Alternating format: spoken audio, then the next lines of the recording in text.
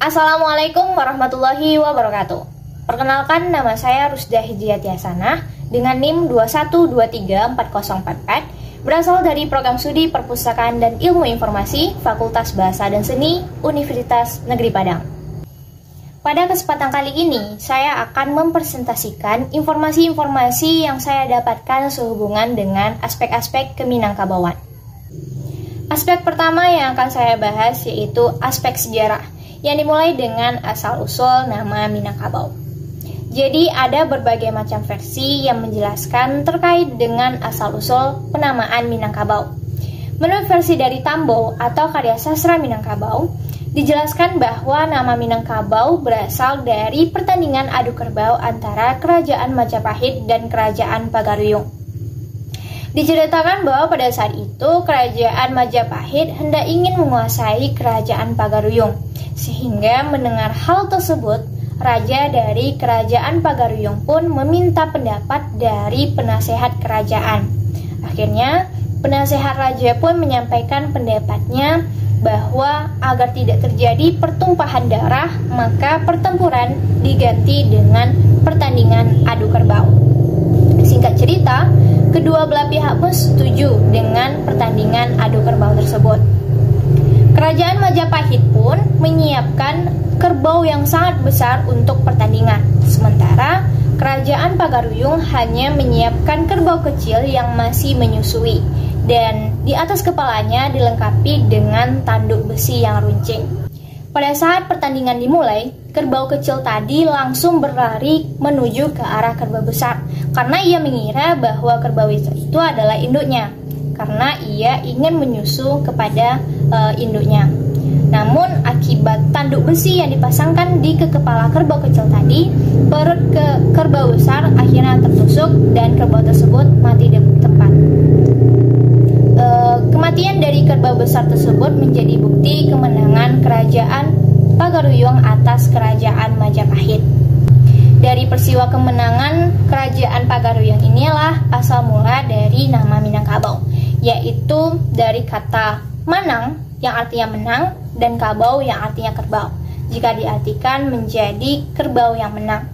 Namun ada juga pendapat yang menyatakan bahwa kata Minang di dalam kata Minangkabau itu berasal dari nama tanduk besi yang dipasangkan di kepala kerbau tadi, yaitu yang disebut dengan inang, yang artinya tanduk besi, dan kabau yang artinya kerbau, sehingga jika diartikan menjadi kerbau yang bertanduk besi.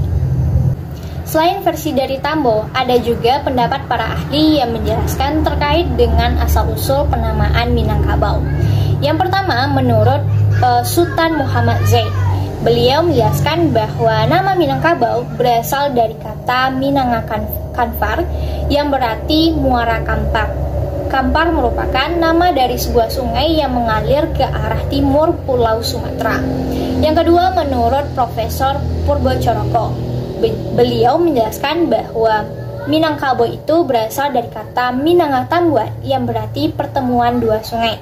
Sungai yang maksud adalah Sungai Kampar Kiri dan Kampar Kanan. Yang terakhir, menurut Van der Tuk, beliau menjelaskan bahwa Minangkabau berasal dari kata Pinangkabu yang berarti tanah asal.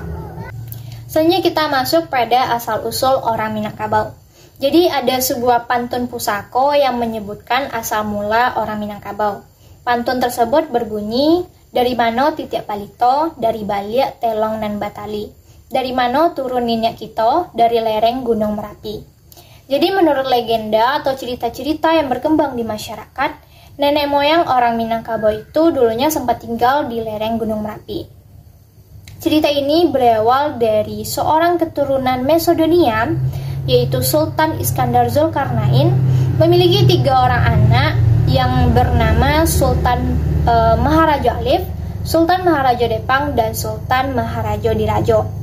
Singkat cerita, Sultan Iskandar Zulkarnain merasa sudah cukup tua untuk memimpin kerajaan. Akhirnya ia memerintahkan ketiga orang anaknya untuk pergi melanjutkan kekuasaan. Sultan Maharaja Alif diperintahkan untuk tetap tinggal di istana, sedangkan Sultan Maharaja Depang diperintahkan untuk menuju Cina dan Sultan Maharaja Diraja diperintahkan untuk pergi menuju Tenggara.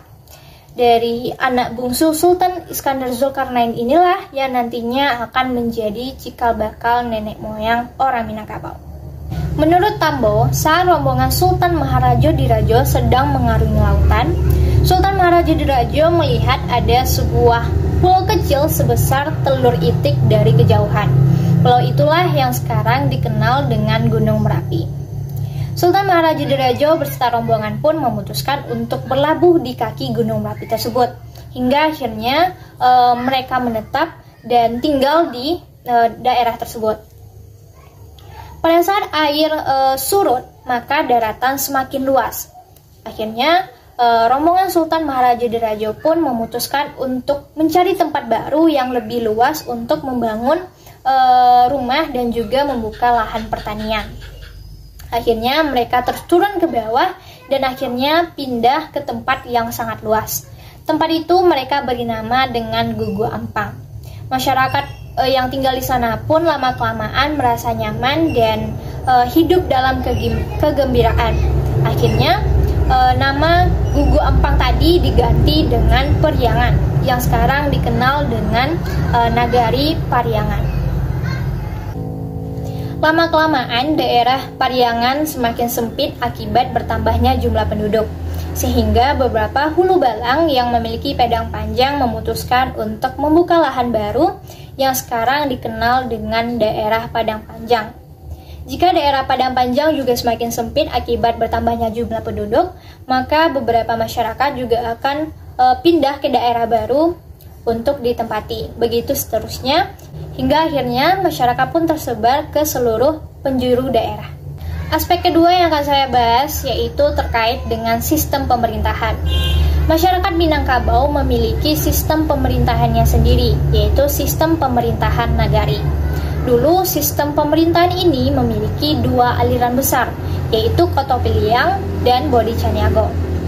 Datuk Katumanggungan selaku pencipta dari Lareh Kotopiliang memiliki sistem pemerintahan yang keras dan bersifat otoriter. Sedangkan Datuk Pepati Nasabatang selaku pencipta dari Lareh Bodi Caniago memiliki sistem pemerintahan yang tidak begitu keras dan bersifat demokratis. Akibat adanya perbedaan tersebut, maka tidak jarang terjadinya perselisihan antara kedua aliran. Hingga akhirnya perselisihan itu dapat diselesaikan dengan adanya konsep adat bersandi syarat bersandi kitabullah.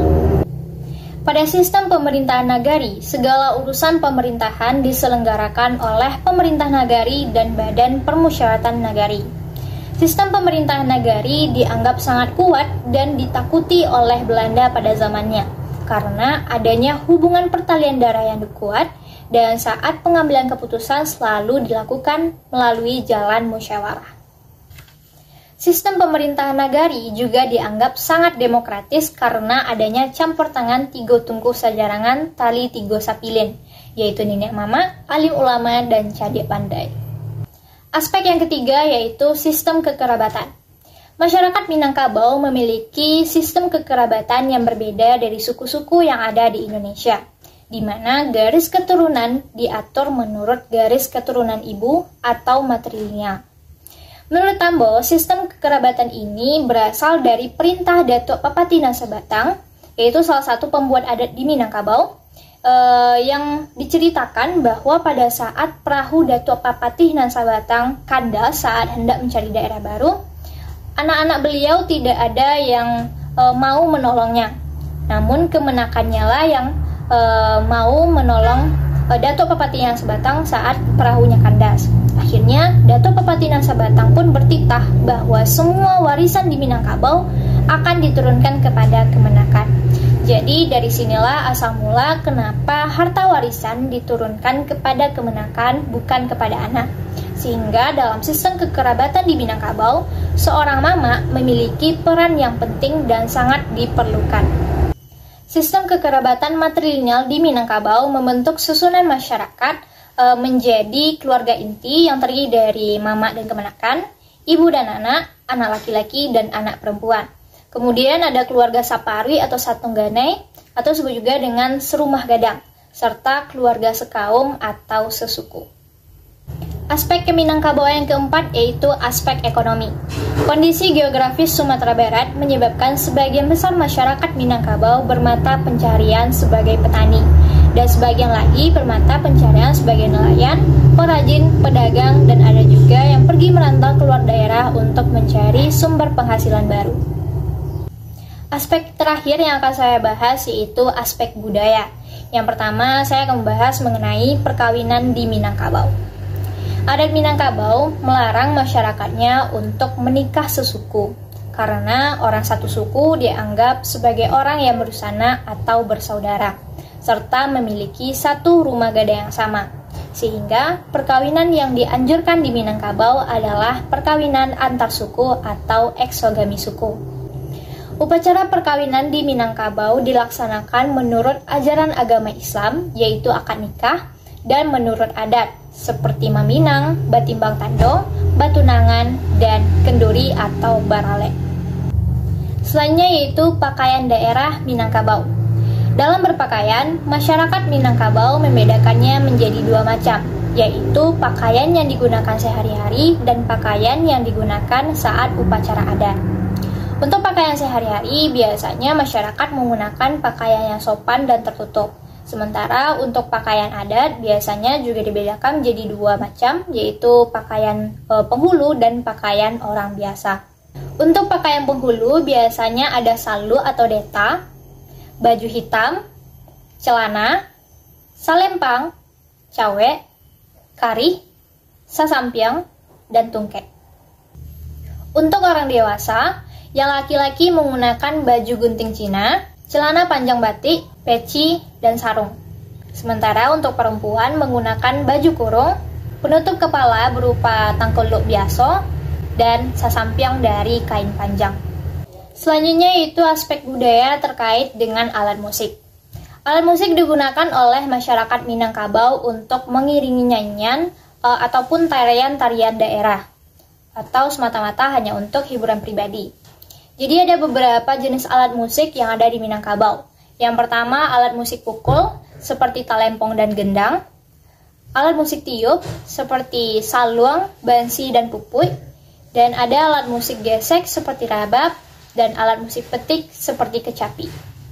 Untuk tarian daerah ada tari pencak berupa tari gelombang, tari sewah, dan tari alo ambek. Selanjutnya ada tari perintang atau tari hiburan berupa tari galuk dan tari piring. Terus juga ada tari-tarian yang berasal dari daerah-daerah tertentu, sepertinya tari indang dari Pariaman, tari rantang dari pesisir selatan, tari mulo dari tanah datar, tari salapan dari Solo, dan tari jalo dari Sawalunto Sinjung, dan masih banyak tarian-tarian daerah lainnya yang ada di Minangkabau.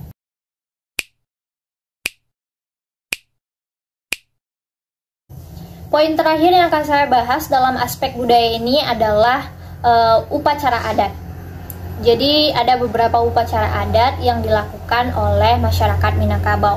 Yang pertama yaitu ada Batagak Penghulu. Jadi upacara Batagak Penghulu ini merupakan upacara adat yang dilakukan untuk melakukan pengangkatan atau peresmian kepada seseorang yang akan menjadi penghulu. Upacara ini diadakan di balai adat, kemudian dilanjutkan ke rumah gadang masing-masing. Upacara adat yang selanjutnya yaitu Batagak Rumah, yaitu merupakan upacara adat yang dilakukan dalam rangka mendirikan rumah gadang. Upacara ini dimulai dengan musyawarah awal, maramu karimbo, mairi batang tarandam, cacapae, Batagak Rumah, menaikkan kudo-kudo, menjangok tukang, dan diakhiri dengan menaiki rumah. Yang ketiga yaitu ada upacara turun mandi. Jadi upacara turun mandi ini merupakan upacara adat yang dilakukan dengan memandikan bayi di tepian sungai. Kemudian dilanjutkan dengan pemotongan rambut dan penyuapan bayi dengan rasa manis, pahit, dan asin yang dilakukan oleh malin atau ulama. Yang keempat ada upacara Balimau, yaitu merupakan upacara yang dilakukan pada saat sebelum datangnya bulan Ramadan dengan tujuan untuk menyucikan diri. Biasanya masyarakat akan mandi menggunakan air limau atau jeruk nipis. Dan yang terakhir yaitu ada upacara tabui. Jadi upacara ini merupakan upacara yang dilakukan dalam rangka memperingati wafatnya Hasan dan Husain. Upacara ini biasanya dilakukan setiap tanggal 10 Muharram. Demikianlah presentasi saya terkait dengan aspek-aspek di Minangkabauan. Kalau ada salah dan janggal, mohon maaf. Assalamualaikum warahmatullahi wabarakatuh.